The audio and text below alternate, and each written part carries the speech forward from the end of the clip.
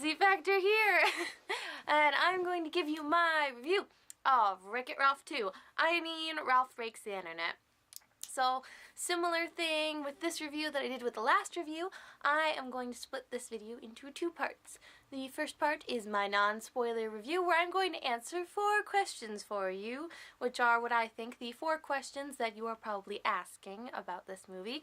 And then the other half of this review, which will probably be the longer half of this video, is my spoiler review, where I'll probably just rant, for a while about what I think about the movie and stuff, and open it up to discussion in the comments below.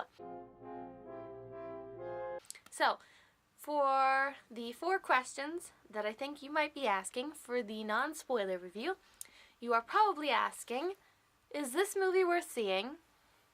Is it worth seeing in the theater?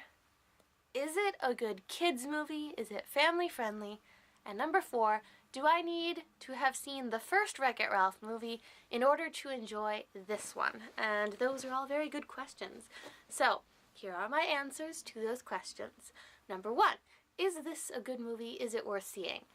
The simple answer is yes. Yes, it is a good movie and it is worth seeing. I will elaborate later. Number 2, should I see this in the theater? That's a more complicated question to answer. I don't feel like you will lose much of the movie experience if you don't see it in the theater. I think you'll do just fine seeing it on Netflix or at home or renting it or whatever. But since it is out now, and if you have siblings or kids, nieces, nephews, any other little children, or if you just want to go hang out with friends and you wanted to go see a movie in the theater and you thought this would be a good one to go see in the theater, then yeah, it's fun to see. It's a good movie time going experience. I won't tell you you have to see it in the theater. I don't think you need to, but it was fun going with my siblings when we saw it together in the theater. So, it just depends. Number 3, is this a good kids movie? Is it family friendly? So, yes. This is one of those films that is one of those rare gems that I think is an actual family film. There are a lot of kids movies that are in the family film, on Netflix it says family film, but actually they're all for 4-year-olds. No, this is one of those movies that I think actually is for the whole family. It hits all 4 quadrants. I think everyone, well, maybe not everyone, but most people can walk into this movie and get something out of it. It's quite a good film. And I think that if you're a parent or an older person that's taking a little kid to the movies, you will enjoy watching this movie, and the little kid you brought will enjoy watching it too. But I do caveat saying that the themes dealt with in this film, I think, are quite bold themes, and so I would say the best ages would be 7 or 8 and up, not younger than 7. They only have such a long attention span, and there's a lot that happens in this movie that they might just lose interest or be like, what? So that's why I would say, to be on the safe side, 7 and up kids would definitely get a lot out of this and enjoy it, and I think you, the person bringing that kid, would have a fun time too. It's a really remarkable Disney film. It actually surprised me, and not many Disney movies have surprised me lately. So that was quite interesting. I recommend this film. Oh, and question number 4. Do you need to have seen the first Wreck-It Ralph movie in order to enjoy this one and to know what's going on? Yes. I hadn't seen the Wreck-It Ralph movie, so we watched it the night before we went to see this one. And I had already heard a lot about the Wreck-It Ralph movie, so the first movie, I already kind of knew what was happening and what happened, what was going on and stuff. But if you're someone who has no idea what Wreck-It Ralph is, has never seen the movie, or know anything, yes, I do think, because the second movie here picks up right where the other one left off, and so I think you're going to be really confused and not understand character dynamics and the stuff of the world, the rules of the world and stuff like that. One of the biggest rules that's set up in the first movie is that if you die in another game that's not your own game, then you can't regenerate or, come back to life. So if you don't know that, then you're missing some important information for this next movie. So I recommend, if you haven't seen Wreck-It Ralph, watch Wreck-It Ralph and then go see this movie. Don't go see this movie without seeing the first one. I think you'll miss a lot of important stuff if you don't do that. So, those are the answers to my 4 questions. Yes, it's a good movie. You can see it in the theater if you want to do that. I can't tell you whether you should or you shouldn't. Some movies I really do think need to be seen in the theater, and others maybe not, but this is like either or. And then number 3, yes, it is a good kids movie. Not only that, I feel like it is a family film that people all ages can enjoy, but I'm thinking 7 and up mostly. And the 4th question, yes, you should have seen the first movie before walking into this one. Kind of important. So, those are the answers to those 4 questions that I think you are probably asking if you're wondering if you want to go see this movie. So there you go with that information, and now you can decide if you want to go see this movie or not. If you have seen the movie, then you can continue watching as I enter now my spoiler review, where I am just going to ramble on about what I thought about the movie. And if you're gonna go see the movie now, come back to this video and see what I thought about it, and we will converse in the comments below. Alright, you're here, which means hopefully you went and saw the movie Ralph Breaks the Internet and are now here for the spoilers, so we can talk about the movie together. Otherwise, you're just watching this because you don't care about spoilers. Whatever. So, I did not expect to really enjoy this movie. I saw the first one, and I thought, okay, yeah, it's fine, it's okay, whatever. And I thought that'll be the same thing when I watch this. And as the movie is slowly unraveling, and I'm picking up on these, like, it's not subtle, so I can't say it was, like, hidden or whatever, but, like, I was seeing all these things, what the movie was trying to say, and then it kept, I wasn't expecting the choices that the film was making. I kept thinking it was going to be one way, and it did this. I thought it was going to do this, and it did that. And it kept me surprised as I was watching the movie. And then by the time the movie ended, I walked out still thinking about what the movie had said and how it was something I'd never really seen in another kid's movie before.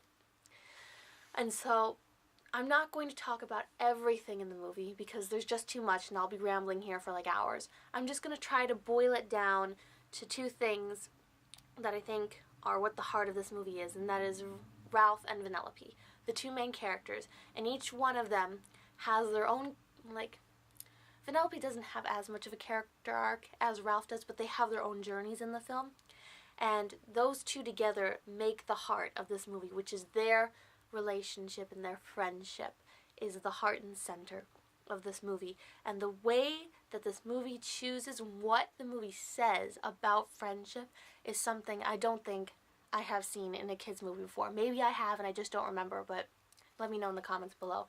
But the thing that this movie talks about friendship is what a healthy friendship is, what a not healthy friendship is, what boundaries are, what a codependent person looks like, and that whole dynamic of friendship, and how 2 friends can still be friends even if they're far apart or on completely different paths of life.